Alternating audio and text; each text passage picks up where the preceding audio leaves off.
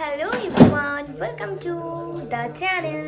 এখন বাজে 9টা বাজতে এখনো 10 মিনিট বাকি আছে। আর পেছনে এই মানুষটা শুধু হ্যালো হ্যালো করে যাচ্ছে। আর এই মানুষটা এই জিনিসটাকে ওয়াল থেকে ভেঙে চুরে নামিয়ে ওই কোরআন শরীফের ইয়েটা লাগালো। মোবাইলটা ঠিক হয়েছে এখন ফোন ঠিক করছে। এটা বর্মার দিব মাছের খাবার। ফিল্টারটা নষ্ট হয়ে গেছে, তাই মাছগুলো খেয়ে হাগু করছে। ওগুলোই এবার ওখানে কি হচ্ছে কে জানে আসলো।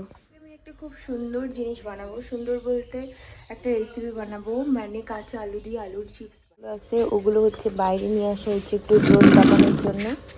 এগুলো ঘরে বাইরে দিয়ে এটা কত সুন্দর ফটফট হয়েছে। হ্যাঁ, এখন আমি রান্নাঘরে চলে আসলাম, আলুগুলো বের করি। আলুর আজকে চিপস বানাবো। ব্যাগের খরচগুলো বের করা হয়নি, এগুলো বের করে রাখতে লাগবে। তো আমি রান্নাঘরে চলে এসেছি। বাজার কালকে নিয়ে এসেছি, তো বাজারের খরচগুলো বের করা হয়নি, সেগুলো ভাবছি বের করে দিই। বের করার পর এখানে আলাদা আলাদা করে রাখছি। আর ফ্রিজে রাখার কথা, কারণ আমি বেশিরভাগ সময় সবজি ফ্রিজে রাখি। আর তখন টাইমটা ছিল একটু গরম গরম ছিল, একদিন আনলে পরের দিনই সবজি নষ্ট হয়ে যেত। আর এখন ঠান্ডাও পড়েছে, সব কিছু টাটকা সবজি, তাই ভাবছি যে ফ্রিজে রাখার কোনো দরকার নেই।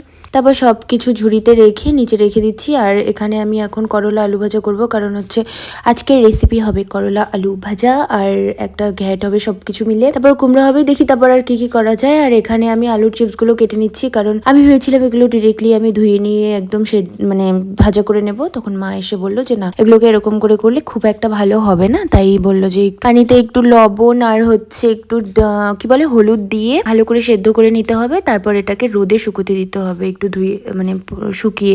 তারপর এটাকে যদি তেলের মধ্যে ভাজা যায় তাহলেই চিপসের মতো লাগবে। তো আমি বললাম ঠিক আছে, যাতে আমি কোনোদিন করিনি, তাহলে তুমি করে দাও। করে দিচ্ছে মা ওদিকে, এদিকে আমি আলু আর করলাটা কাটছি।